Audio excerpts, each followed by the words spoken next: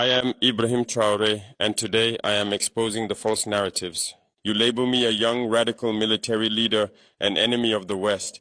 But I speak the truth, and this time you can't silence me, you can't mute the microphones, you can't turn off the cameras, and your editors can't manipulate my words. The world you once controlled no longer exists. Millions now hear unfiltered voices like mine, voices you've tried to drown with lies for decades. As a child, I only saw negative images of Africa on television, starving children, drought, violence, and war.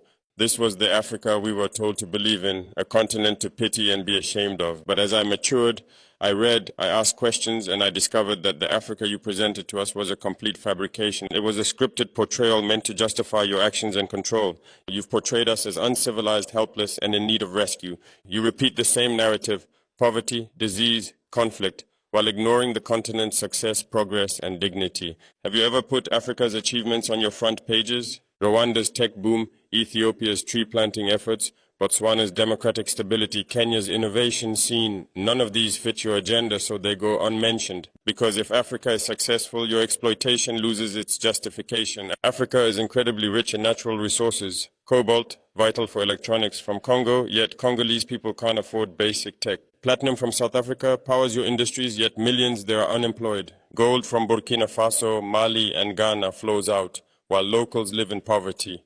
Diamonds from Sierra Leone, Angola, and Botswana are worth billions, yet miners earn $1 a day. Uranium from Niger and Namibia powers European cities, while African villages remain in the dark. So the real question isn't why Africa is poor, but how it's been kept poor despite such abundance. The answer? Colonialism didn't end, it evolved. You no longer colonize with armies, you do it with corporations, unfair contracts, and debt traps. You use bribery, backroom deals, and offshore accounts to drain Africa's wealth. You make long-term concessions, demand tax exemptions, ignore environmental and labor rules, and then secure your interest with private security firms.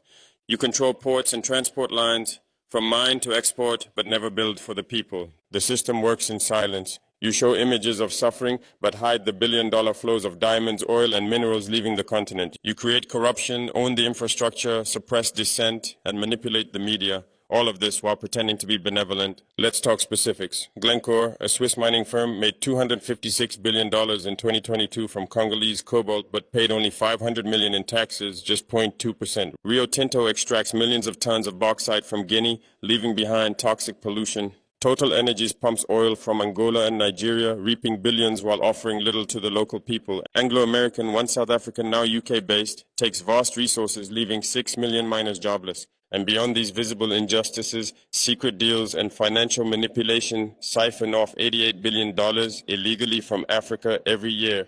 Meanwhile, you boast about giving $4 billion in aid. In truth, Africa gives the world far more than it receives. France keeps 14 African nations tied to its old colonial currency, the CFA franc. Half of their reserves are still held in the French treasury with negative interest. France extracts $500 billion annually through this setup, yet when it gives $10 billion in aid, it dominates headlines. Britain runs the global money laundering hub. The City of London and its offshore territories hide Africa's stolen wealth. The US controls Africa through its military command, AFRICOM, with 46 bases, not for security but for resource control. And China has entered with promises of partnership, but in return takes ports, mines, and land for decades, locking countries into debt. None of this is covered by the mainstream media. Why? Because they're owned by billionaires with vested interests. The biggest media outlets are funded by the very corporations exploiting Africa, oil, mining, arms, and pharma giants. Their editors and reporters come from elite institutions, speak only colonial languages, and represent a narrow worldview. So how can they tell Africa's story?